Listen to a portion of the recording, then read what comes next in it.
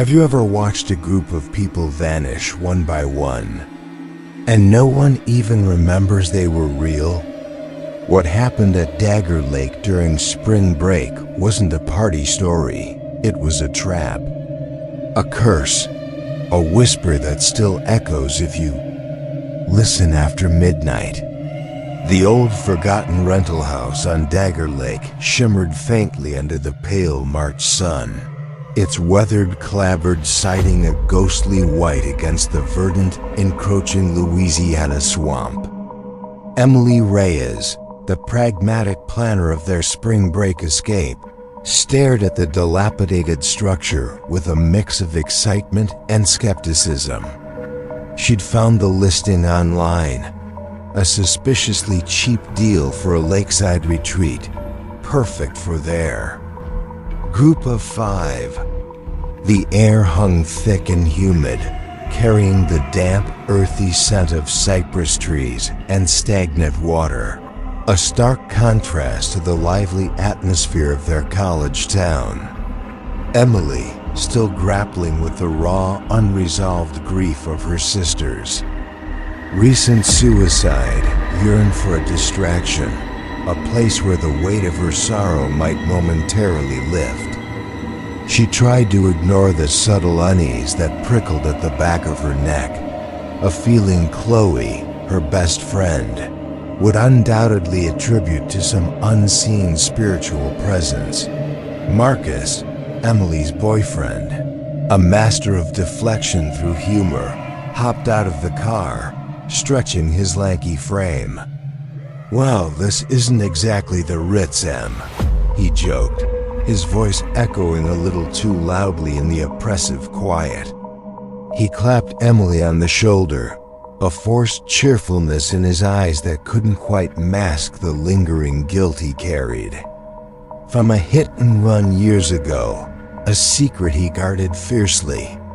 He tried to project an aura of nonchalant cool, but even he felt the ancient stillness of the swamp pressing in, a silence that felt less like peace and more like a held breath. The air, already heavy, seemed to grow denser around the house, a palpable weight that settled on their shoulders. Chloe, Emily's best friend, stepped out last, her eyes wide, scanning the ancient oaks draped with Spanish moss, her hand unconsciously rising to touch the small silver cross around her neck. Superstitious to a fault, her intuition was usually unnervingly accurate, and right now, every fiber of her being screamed wrong. "Emily, are you sure about this place?" she whispered, her voice barely audible above the buzzing of unseen insects. "It feels heavy, like something bad happened here." She pointed towards the dark, glass-smooth surface of Dagger Lake, its stillness unsettling, reflecting the sky like a dead eye. No ripples, no frogs croaking, just an unnatural, profound silence. Jaden and Theo, the self-proclaimed wild party duo, bounded out of the car, oblivious to the subtle dread that had begun to settle over the others. Jaden, ever the thrill-seeker, immediately pulled out his phone, already envisioning epic spring break selfies. "Dude, this is awesome. Total ghost hunting vibes," he declared, slapping Theo on the back. Theo, equally enthusiastic, began setting up his portable speaker, ready to blast obnoxious party anthems and fill the oppressive silence. Their boisterous energy felt jarringly out of place, like a discordant note in a silent, solemn symphony. They saw adventure. The others felt something far more sinister. As they approached the house, the air grew noticeably colder, a chill that had nothing to do with the outside temperature.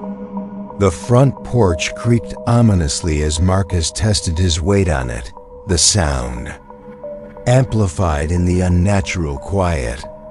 The front door, scarred and peeling, stood ajar, as if inviting them in, or perhaps warning them away. "Hello?" Emily called out, her voice a little shaky, the words swallowed by the heavy air. No reply, only the whisper of the wind through the Spanish moss and the distant, unsettling croak of a single unseen bird from deep within the swamp. Inside, the house was a time capsule of neglect. Dust motes danced in the shafts of light filtering through grimy windows, illuminating forgotten furniture draped in white sheets, like spectral figures awaiting a resurrection.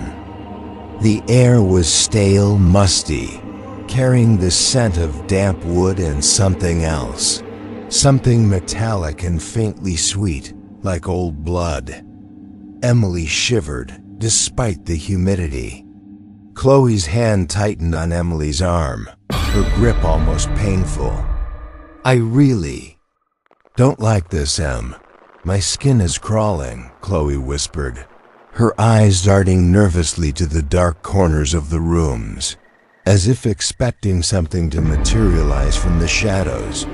Jaden, ever fearless, immediately ventured deeper, his excited whoops echoing through the empty rooms. "Basement time, baby. Who knows what creepy stuff is down there?" he yelled, disappearing down a narrow, creaking staircase that led into palpable darkness. Theo, after a moment of hesitation, followed him, his phone flashlight beam bouncing erratically. Emily and Marcus exchanged a worried glance, while Chloe visibly recoiled, her face paling. "No, Jaden, wait," Chloe called out, her voice filled with a premonition of dread. But it was already too late. A few minutes later, Jaden's triumphant yell echoed from the basement. "Found it. Check this out." Curious and a little wary, Emily, Marcus, and Chloe descended the stairs. The basement was damp and smelled of mildew and decay. In the center of the earthen floor stood an antique mirror. Tall and imposing, its ornate, dark wood frame intricately carved with swirling, almost indecipherable patterns. The glass itself was cracked in several places, spiderwebbing out from a central point, and a faint, almost imperceptible hum emanated from it, a low, resonant vibration that seemed to settle deep in their chests. "Creepy," Marcus murmured, his usual bravado faltering slightly as he looked into the dark, fractured surface. The mirror seemed to absorb the light, reflecting their own images back at them with a strange, distorted quality. Jaden, however, was fascinated, reaching out to touch the cold glass. "Dude, this thing looks ancient.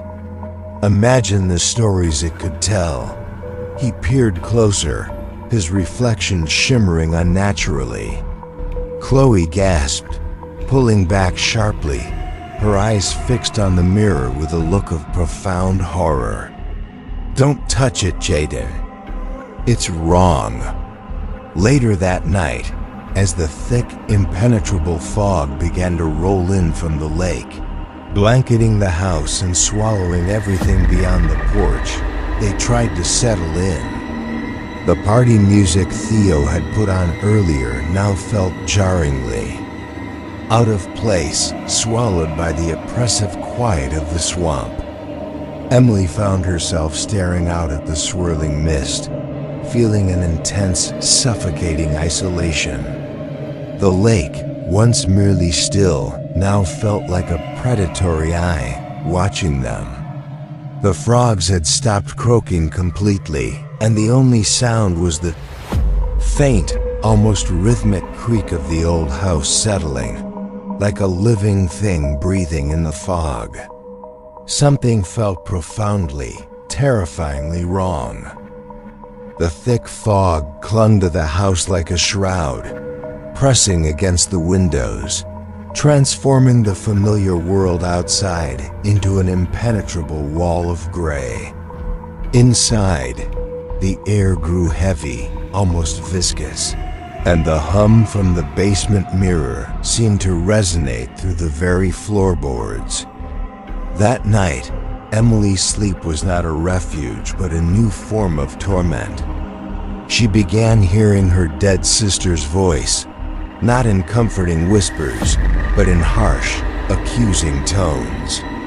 "You could have saved me, Emily," the voice hissed, laced with raw pain and resentment. "You let me fall." She thrashed in her sleep, waking in a cold sweat, the words echoing in her ears. Driven by an unnerving compulsion, she crept down to the basement, drawn by the faint, rhythmic hum of the antique mirror. In its fractured depths, her reflection shimmered, then distorted, showing her sister's pale, lifeless corpse, its eyes wide open, blinking slowly, condemningly. Emily screamed, a guttural sound that tore through the quiet house, but no one seemed to hear it. Marcus, meanwhile, found his own nightmares taking a terrifying, literal turn. He awoke in a panic, the stale air in the house suddenly suffocating. He felt an inexplicable pull towards the lake, as if an invisible thread was tugging him towards its still, dark surface. He stumbled through the fog, his bare feet squelching in the damp earth, until he reached the water's edge. And there, floating face down among the lily pads, was his own dead body, bloated and pale, its eyes staring blankly into the murky depths. He tried to scream, to recoil, but he was paralyzed by the horrifying vision. He felt a chilling presence. Behind him, a cold breath on his neck, and then a whisper, indistinguishable from the rustle of leaves, that spoke his deepest, most guarded secret. "You left them to die, Marcus. Just like you'll be left." The next morning, when Emily searched for him, Marcus was gone. Vanished, leaving only a faint indent in the damp earth by the lake. Chloe, already on edge from the moment they arrived, became a vessel of escalating psychological torment. After Marcus's disappearance, she retreated into herself, her eyes wide and haunted. One night, a blood-curdling scream ripped through the silence of the house, coming from the bathroom. Emily rushed to her, finding Chloe huddled on the floor, shaking uncontrollably, her eyes vacant and filled with unspeakable terror. She tried to speak, but no sound emerged from her throat, only a choked, guttural gasp. Chloe was mute. Later, Emily found disturbing messages scrawled in what appeared to be blood on the bathroom mirror. "Silence is death. The secret will kill you." Chloe had no memory of writing them, her hands trembling as Emily showed them to her. The demon was speaking through her, twisting her fear into morbid warnings. Jaden, the first to descend into the basement, was the first to face the demon's brutal reality. His disappearance was initially dismissed as a prank, a Jaden thing, but the gnawing unease quickly turned to chilling dread. 2 days after Marcus vanished, Theo, driven by a desperate, frantic search, discovered Jaden. He was found near the lake, his body splayed against the trunk of a gnarled cypress tree, his jaw dislocated at a grotesque angle, his tongue unnaturally stretched and nailed firmly to the tree with a rusted, ancient-looking spike. His eyes were wide open, reflecting the gray sky, frozen in a silent scream. It was a brutal, horrifying message, a warning that silenced any lingering doubt about the house's malevolence. The guest book in the cabin became another chilling discovery. Emily, looking for clues, found it tucked away in a dusty drawer. It was filled with names, page after page, but each name was violently scratched out, defaced with furious, frantic strokes, as if someone had desperately tried to erase their very existence from memory. Dates ranged back decades, each entry a testament to other forgotten victims. The sheer force of the scratching suggested a profound, desperate attempt at erasure, a chilling echo of the whispers that haunted their dreams. It was a guest book, not of visitors, but of the consumed. The house itself seemed to become a living, breathing entity, its malevolence growing stronger with each disappearance. Glasses fogged from the inside, even in the stifling heat, revealing distorted reflections, whispering secrets only the viewer could hear. Doors creaked open and shut when no one was near them, the sounds echoing through the empty rooms like mocking laughter. Every night, at precisely 3:33 a.m., a distinct rhythmic thudding could be heard, as if something heavy was being dragged across the floor, moving through the house but never using the stairs or the doors, its unseen presence a palpable chill that raised the hairs on their necks.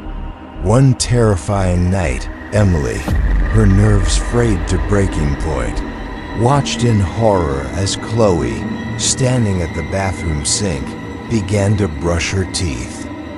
As she looked into the mirror, her eyes suddenly began to bleed, thin trickles of crimson seeping from the corners, staining her cheeks.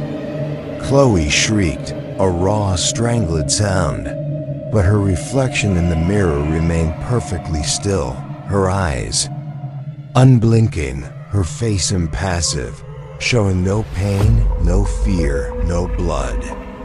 It was a grotesque, impossible sight, a chilling demonstration of El Silencio's power over reflections, a silent, mocking defiance of reality, driven by a desperate, illogical hope.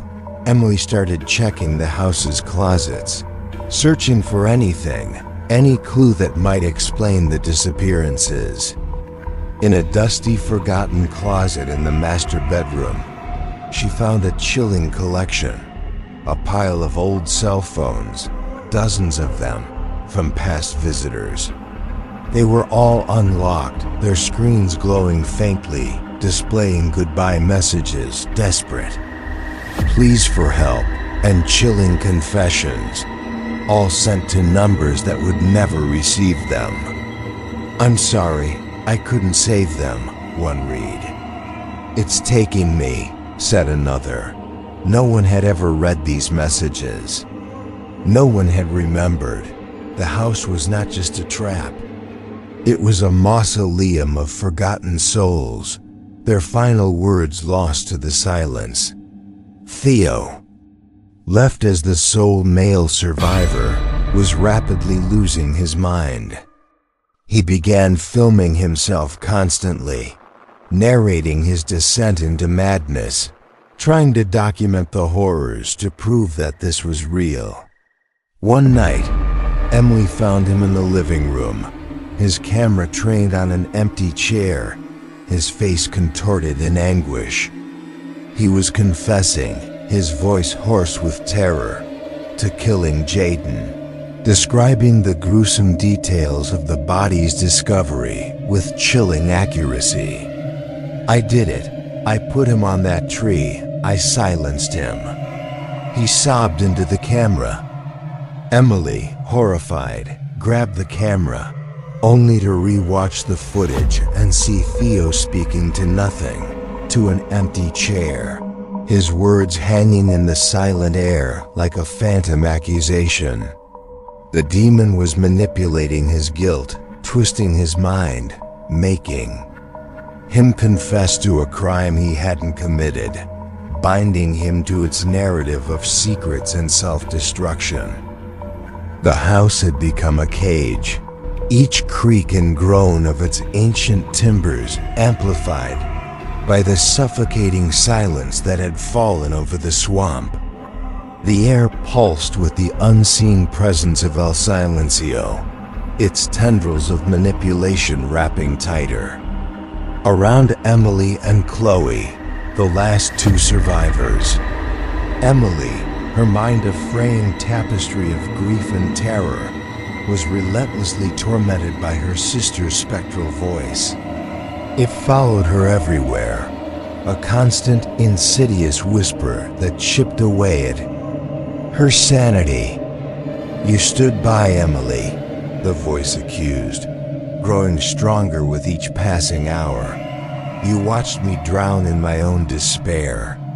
This is your fault." The image of her sister's blinking corpse in the mirror became a persistent haunting, superimposed over every reflective surface, her eyes filled with accusation, piercing Emily's very soul. Emily's resolve, once a sturdy bulwark, was crumbling under the relentless assault of guilt. Chloe, her voice stolen, moved through the house like a ghost, her every movement heavy with a profound despair. The bloodied messages on the bathroom mirror became more frequent, more desperate. "He is listening. I am his voice. The truth will kill you all." Her eyes, though no longer bleeding, were sunken and haunted, reflecting an inner turmoil that Emily could only glimpse. Chloe's silence was a terrifying testament to El Silencio's power, a visible manifestation of its desire to silence all secrets, all truths. She spent hours staring into the lake, her reflection shimmering, her lips moving silently, as if speaking to an unseen audience. Emily often found her there, her hands submerged in the cold water, her face expressionless, lost to the demon's influence. The atmosphere of dread was a living thing, suffocating them. The thick fog never lifted, even during the day, maintaining a perpetual twilight around the house, blurring the lines between reality and illusion.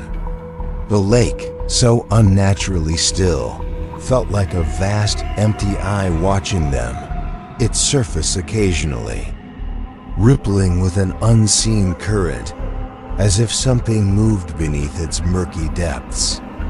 The silence of the forest was absolute, a profound void where the natural sounds of the swamp should have been. It was as if the entire natural world was holding its breath, waiting for the inevitable, for the final secret to be revealed, for the last victim to fall. Emily, fueled by a desperate instinct for survival, began a frantic search through the house, meticulously examining every book, every faded document, every dusty relic left behind by previous inhabitants. She pieced together fragmented local legends, whispered warnings about the mouth and its insatiable hunger. The key, she realized with a jolt of chilling clarity, lay in the pattern of the disappearances, the specific nature of the demon's torment. El Silencio, she discovered, was not merely a random entity. It was a cursed entity summoned, anchored, and strengthened when someone tried to hide a death, their own or someone else's. It fed on secrets, on silence, on the festering guilt that accompanied unspoken truth. The truth began to dawn on her with a horrifying clarity. her sister's suicide, and the secret Emily carried about it, was what had drawn El Silencio to them. She had hidden the full truth of her sister's despair, the depth of her own inaction. The guilt had been a festering wound, and now the demon was twisting it into a weapon against her. She understood Marcus's torment, his hit and run, and Chloe's stolen voice. The demon was feeding on the silence around their own buried truths. The only way to survive, the legends hinted, was a terrifying act of confession. To speak the truth aloud in front of a mirror under the moonlight, to break the silence that nourished the demon. But there was a deadly caveat, if anyone else in the group lied or stayed silent, someone else would die. The demon would claim another victim, maintaining its hold. Theo's final moments were a grotesque crescendo of the demon's manipulation. After Emily found him confessing to Jaden's murder to an empty chair, he spiraled into a deeper, self-destructive madness. He became convinced that the reflections in the mirrors were the real Theo, and he had to erase them. One night, Emily heard the sound of shattering glass from the living room. She found Theo amidst the shards of a broken antique mirror, his hands raw and bleeding, his face a mask of furious desperation. He was screaming at his fragmented reflection, his eyes wide with a terrifying recognition. "You're not me, you're the lie. I have to kill you." With a final desperate lunge, he thrust a large shard of glass into his own throat, collapsing into a bloody heap, his last breath a gurgling gasp, a final act of self-erasure orchestrated by El Silencio. Now only Emily and Chloe remained. Chloe, though physically present, was already lost to the demon's influence, her mind the shattered landscape of fear and silence. Emily was left with an unbearable weight, the knowledge of the ritual, the terrifying stakes, and the horrifying realization that her sister's death and her own unspoken guilt was the linchpin of their nightmare.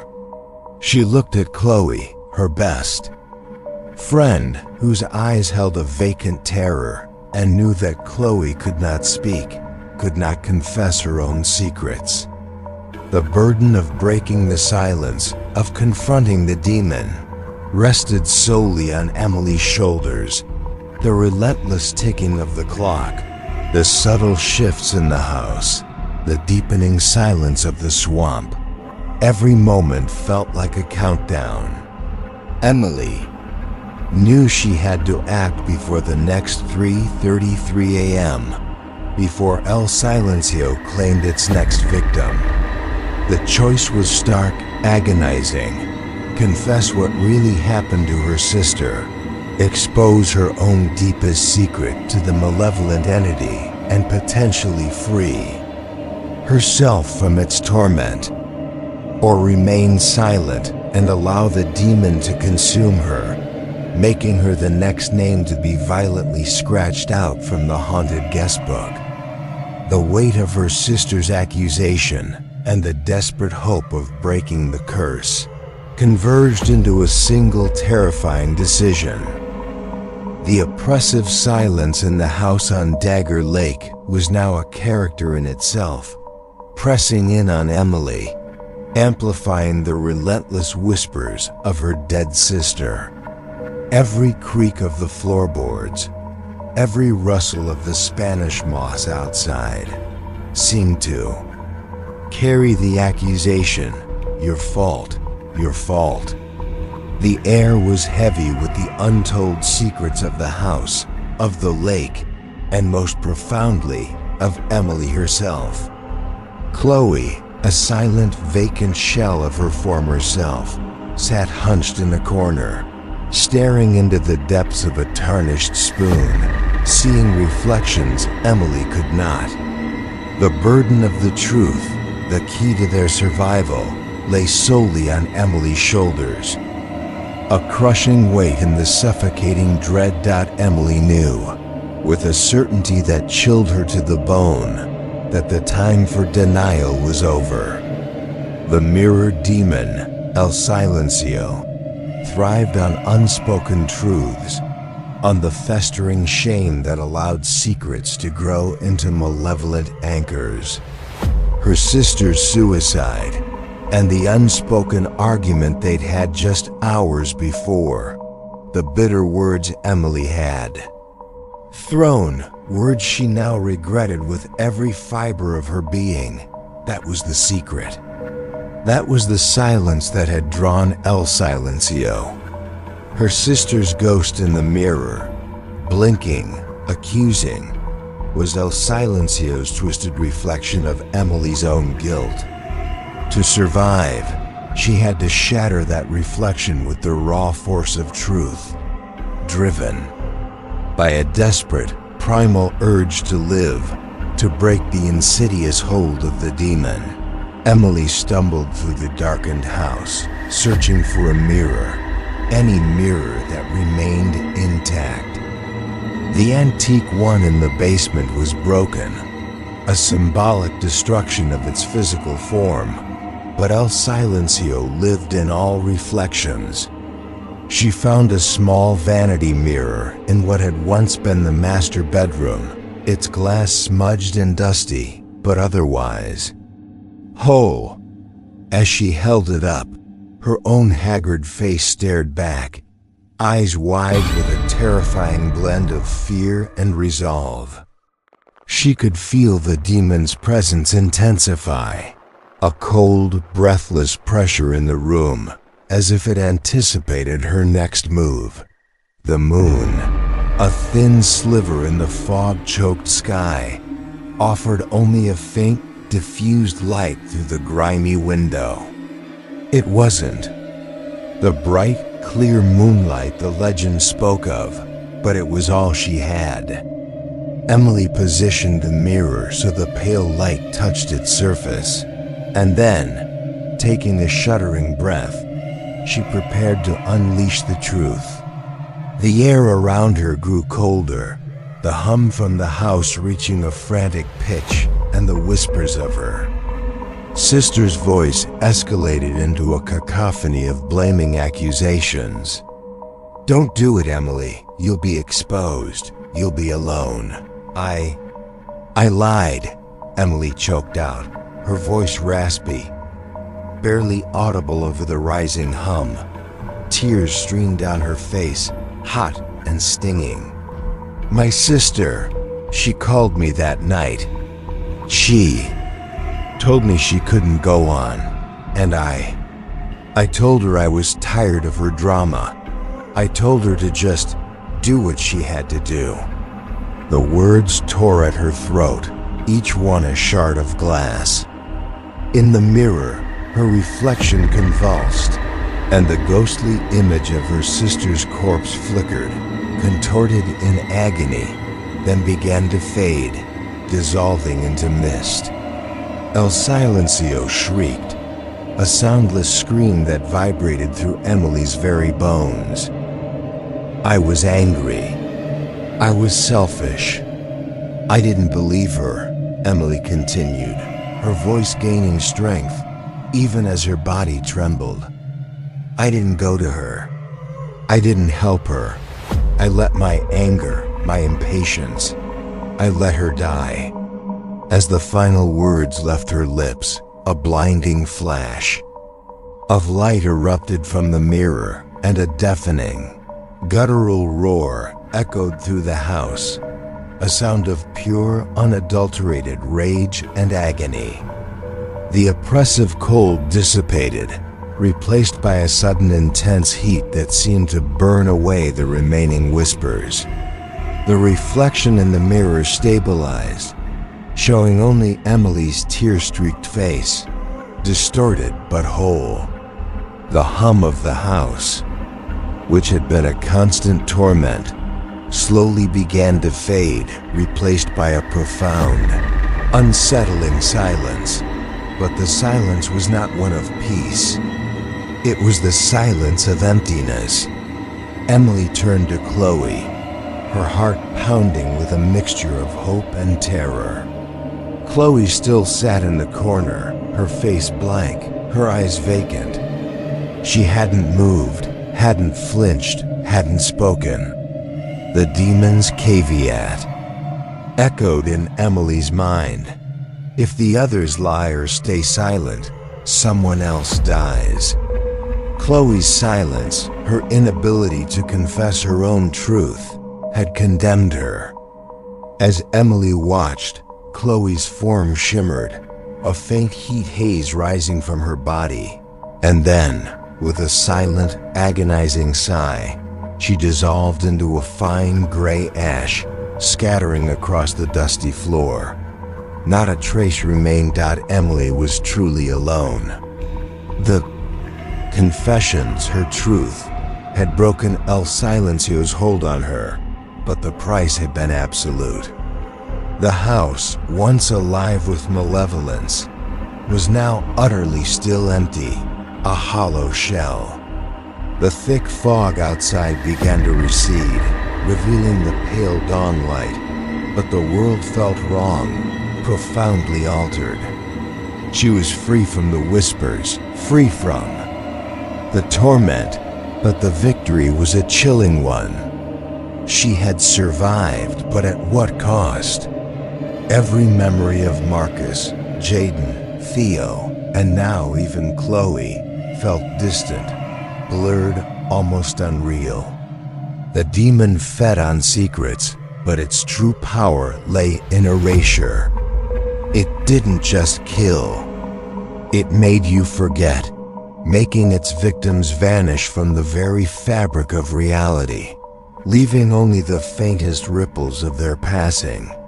Emily stumbled out of the house, into the pale, silent morning, her mind a vast, echoing chamber where only her most recent memories held any clarity. She didn't know how she would explain anything, how she would account for the vanished friends, the lost week. Who would even believe her? Who would remember? The only thing that remained perfectly clear was the truth she had confessed, a truth etched into her very soul, a burning scar. She looked back at the house, then at the lake, its surface calm and still, reflecting the morning sky like an innocent eye. But Emily knew better. The silence was not empty. It was waiting.